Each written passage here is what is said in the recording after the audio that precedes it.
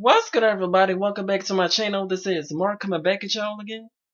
And y'all, it's 3 o'clock in the morning from where I am, and I just wanted to get this video out the way real quick. But anyhow, what I want to do for y'all tonight is another vocal analysis video, and this is a request from one of my subscribers.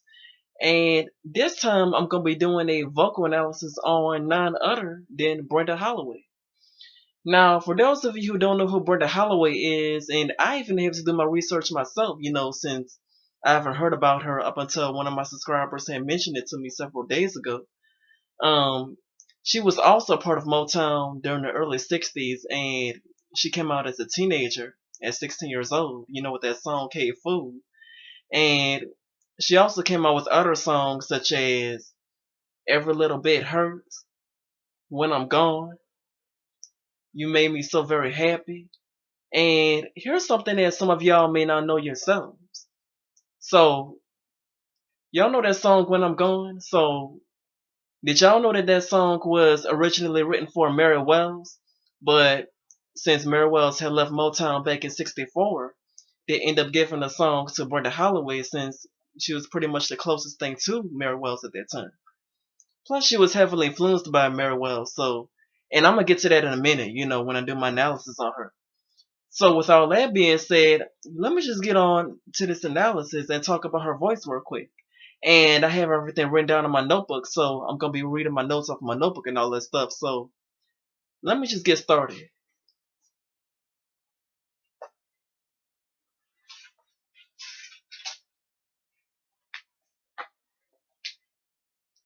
Okay, so I did a lot of studying on Brenda Holloway's voice, and I came to the conclusion that she is a lyric mezzo-soprano as a soloist.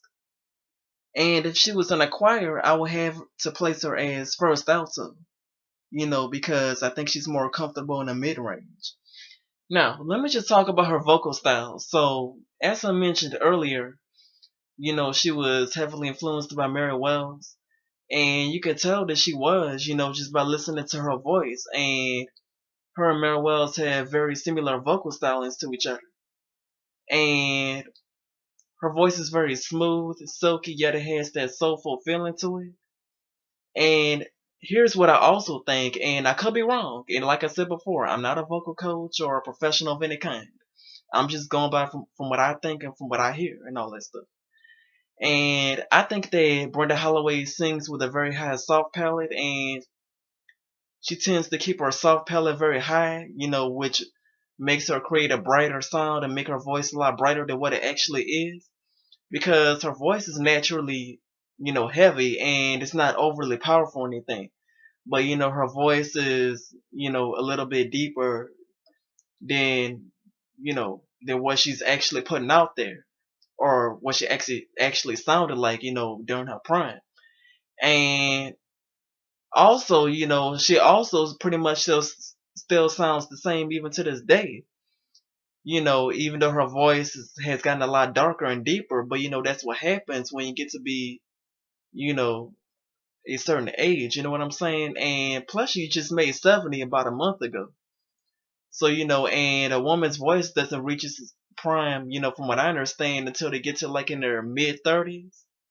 So, yeah, a woman's voice don't reach its prime until their mid 30s or whatnot, or probably a little bit later than that. But, anyhow, that's all I wanted to say. I know this was short, but, that was all I had for her tonight. And I hope y'all enjoyed this video. Please like, comment, subscribe, and share. And I'm going to see y'all in the next video.